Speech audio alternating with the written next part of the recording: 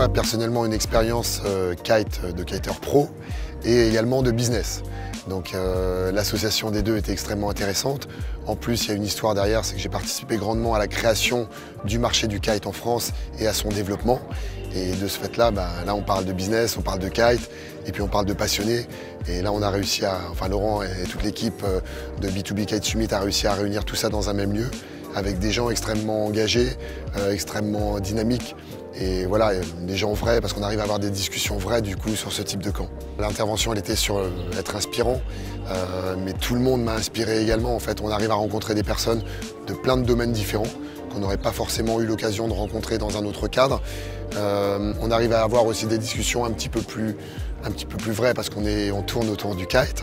Donc il y a une vraie, effectivement, connaissance dans le business, dans des domaines extrêmement variés. Et on arrive à avoir effectivement des discussions qui sont beaucoup moins frontales ou beaucoup moins froides que dans un cadre de recrutement ou dans un cadre d'un salon. Et c'est vraiment enrichissant pour tous. Je pense qu'on a vraiment des échanges enrichissants dans les deux sens.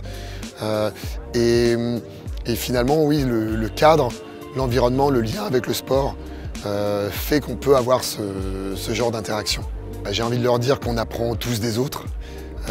Qu'ici on arrive à finalement, même si on est connecté, qu'on a le wifi et qu'on peut bosser, à se déconnecter un petit peu du reste du monde et finalement à se concentrer et sur la passion et sur la relation à l'autre. Et cette relation à l'autre, en fait, elle est extrêmement intéressante ici parce qu'on arrive à expliquer les problèmes que l'on peut avoir dans notre entreprise, expliquer parfois des solutions qu'on a trouvées et en interagissant avec l'ensemble des participants, on arrive aussi à trouver des solutions pour soi-même.